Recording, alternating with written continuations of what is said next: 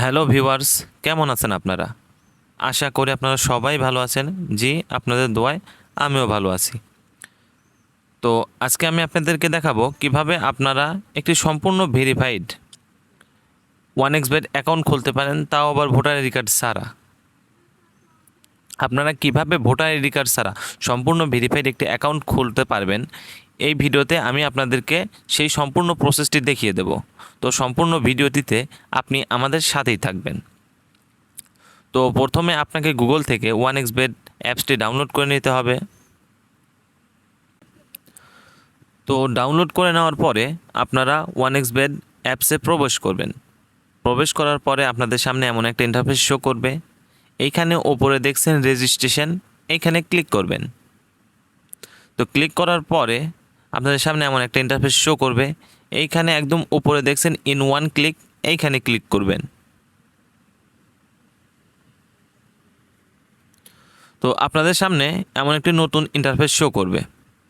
আপনি এইখানে যেমন আছে ঠিক তেমনই রাখবেন, শুধু 4 নাম্বারে দেখছেন প্রোমো কোড, এইখানে আপনি লিখবেন NAF007। আপনি একটু ভালো করে দেখুন, বড় হাতের NAF007। তো তারপরে নিচে যে ঘরগুলো আছে এইগুলো পূরণ করে দেবেন।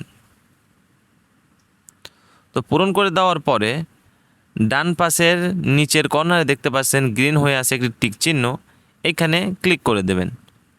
তো এইখানে ক্লিক করে দেওয়ার পরে আপনাদেরকে একটা ক্যাপচা সলভ করতে বলা হবে।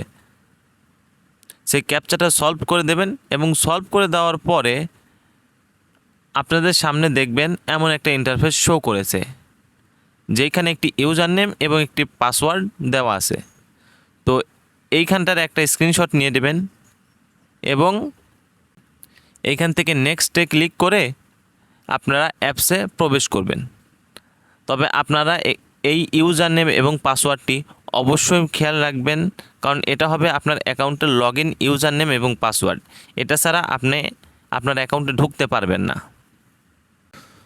তো অ্যাপসে লগ ইন করার পরে আপনাদের সামনে এমন একটা ইন্টারফেস শো করবে। তো এখন আপনার দ্বিতীয় ধাপের পালা।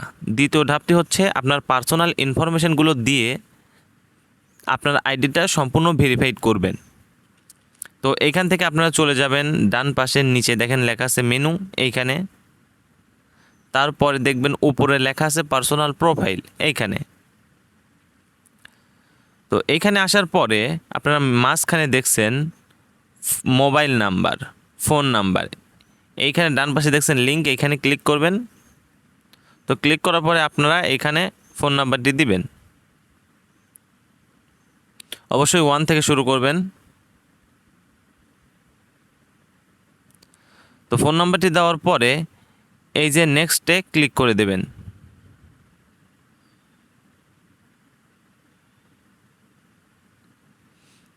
একটু সময় লাগবে।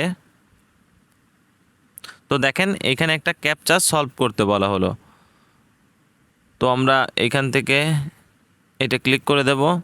তারপরে দেখেন বাস, এখান থেকে আমাকে বাস বের করতে হবে।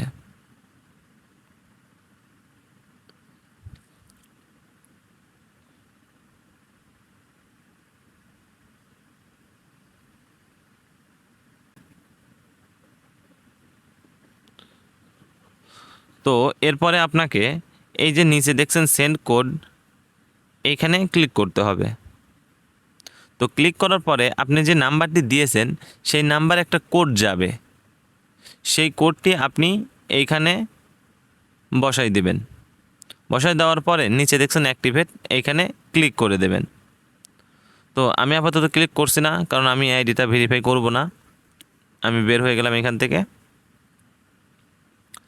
তো এরপরে যে পরবর্তী ধাপ সেটা হচ্ছে আপনি দেখতে পাচ্ছেন উপরে দেখেন লেখা আছে ফিল ইন পার্সোনাল ডাটা, এইখানে ক্লিক করবেন। এইখানে আপনার ব্যক্তিগত ইনফরমেশনগুলো দেওয়া লাগবে এই ইন্টারফেসে। তো উপরে দেখছেন ফার্স্ট নেম, এখানে আপনি আপনার নাম লিখবেন।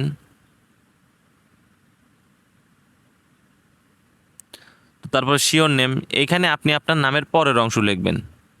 আমি লিখলাম নাফিদ ইসলাম, আমার নাম যেহেতু নাফিদ ইসলাম, আমি এখানে ইসলাম লিখব। তো তারপরে দেখেন ডেট অফ বার্থ, এখানে আপনার জন্ম তারিখটি চাইবে, তো এখানে আপনার জন্ম তারিখটি দিয়ে দেবেন। তারপর দেখেন প্লেস অফ বার্থ, আপনার জন্মস্থান, এখানে আপনি দেবেন বাংলাদেশ, অথবা আপনি যদি ইন্ডিয়ার হয়ে থাকেন তো ইন্ডিয়ার দিবেন। তো তারপর দেখেন রিজিয়ন, অর্থাৎ আপনি কোন বিভাগে বসবাস করেন, এখানে আমি যেহেতু রংপুরে বসবাস করি সুতরাং আমি এখানে দিয়ে দেবো রংপুর। তারপর দেখতে পাচ্ছেন সিটি, অর্থাৎ আপনি যে জেলা থেকে এসেছেন, অর্থাৎ যে জেলা আপনি যে জেলায় থাকেন সেই জেলার নামটি দিয়ে দেবেন।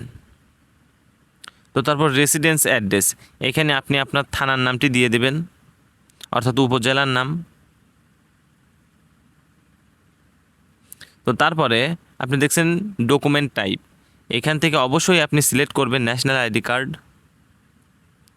সিলেক্ট করার পরে এখানে সিরিজ নাম্বার এটা দেওয়ার প্রয়োজন নাই, এখানে ডকুমেন্ট নাম্বারে আপনি লিখবেন